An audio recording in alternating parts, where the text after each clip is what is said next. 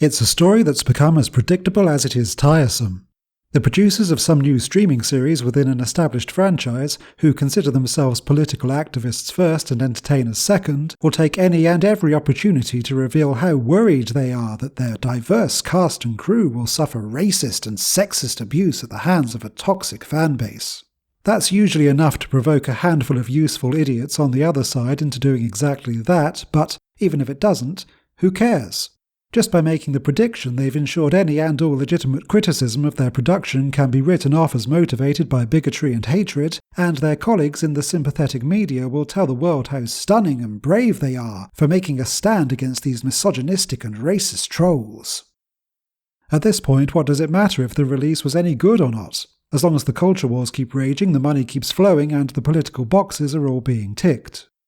Except it seems this cynical strategy is finally starting to wear thin with the viewing public, because in the time it's taken me to get around to watching it, The Acolyte has already been cancelled and will not be getting a second season. And at least some people aren't reacting well to this news, as literally dozens of dedicated Acolyte fans take to the internet to vent their frustration, including my personal favourite. I need Star Wars fans who hate the current Star Wars to just die. Strong stuff. And it's not just the viewers who are complaining, as lead actress Amandla Stenberg has also taken the time to weigh in on the debate, all while she's pretending to do whatever it is she's meant to be doing to her hair. To cut a long story short, she's of the opinion that fans never gave The Acolyte a fair chance because of what she calls hyper-conservative views, which she categorises as prejudiced, hateful, and bigoted. Now, it's not necessarily that I don't believe her when she says she's been subjected to this kind of abuse, but what I take exception to is the way she conflates it with the legitimately held opinions of people who simply don't like the way the show was written, directed, and acted. But what about this claim that Star Wars fans are racist and sexist? Well, obviously some are. Racists and sexists exist in every community in every country on the face of the globe. But when has that ever stopped a Star Wars production achieving critical and commercial success? After all, nobody, and I mean nobody, ever had a problem with Samuel L. Jackson playing Mace Windu in the prequel trilogy. In fact, even now, if Disney were to drive a truck full of money up to his house and beg him to reprise the role, as long as the script was at least halfway decent, I suspect they'd have a major hit on their hands. But what about women?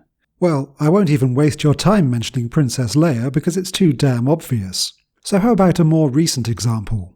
Everyone loved Gina Carano as Cara Dune in The Mandalorian, right up until the moment she was brutally and publicly fired after becoming embroiled in one Twitter spat too many. You see, Disney and Lucasfilm want to amplify the voices of strong women who aren't afraid to express their opinions. As long as they express the right opinions. Ah, but psychoanacritic, I hear you cry. You're a privileged white male, so naturally you failed to consider intersectionality. People of colour and women in Star Wars might be okay individually, but what about women of colour? To which I say look no further than the overwhelmingly positive reaction Rosario Dawson received when she first showed up in The Mandalorian as Ahsoka Tano. And the Ahsoka series was certainly no masterpiece, but it was still far better received than The Acolyte. But ultimately, this type of argument doesn't carry any weight with people like Amandla, because to them it's not enough to simply not be racist and not be sexist. Instead, we're meant to be what they call anti-racist and anti-sexist, and they have some rather specific views on what that means.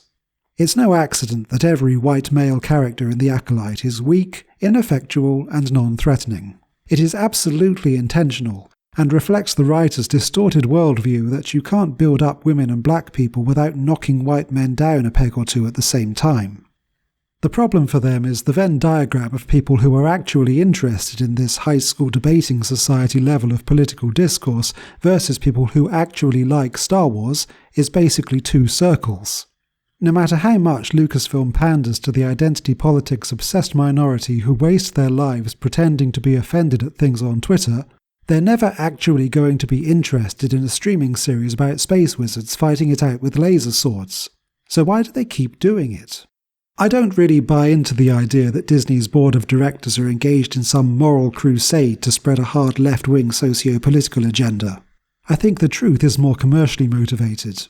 It probably is true that the established Star Wars fanbase is overwhelmingly male and is likely mostly white.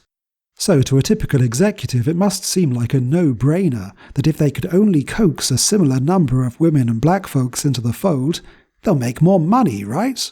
The problem is they don't have the first clue about how to make that happen, which leaves them vulnerable to snake oil peddlers like Acolyte showrunner Leslie Headland, who convince them they can diversify the audience without alienating long-time fans, and the result is a series of commercial flops like The Acolyte. Which takes me neatly back to the original question. Why did The Acolyte really fail? There's actually no mystery to it. It was simply too expensive to produce and not enough people watched it. The Acolyte's 8 episodes cost $180 million and attracted just under 2.5 billion minutes of viewer attention, which equates to a cost per minute of watch time of 7.2 cents. Compare that to Season 3 of The Mandalorian, where the comparable figure is only 1.6 cents per minute, and you don't have to be force-sensitive to see these numbers do not tell a happy story for Leslie and Amandla's supposed masterpiece. So what's next for Star Wars? Look, I genuinely don't want to see these franchises fail. I hope Disney do make more Star Wars material, but I also want them to drop the political posturing and treat the long-time fans as an asset, not a liability. Andor and Rogue One are both genuinely pretty good, so they are capable of doing the right thing if they choose to. They've simply been led down a dark path. If Star Wars taught us anything, it's that no one is truly beyond redemption. There's still a chance they'll cast the evil Emperor into the reactor, come back to the light side, and bring freedom and peace to the galaxy once again. And if they do that, I will be the first to cheer them on. But if not, there's always the next Rey movie to look forward to. Oh, never mind. Anyway, as always, thank you so much for watching. Please leave any questions, corrections, or insults in the comments below, and don't forget to like and subscribe for more psychoanacriticism.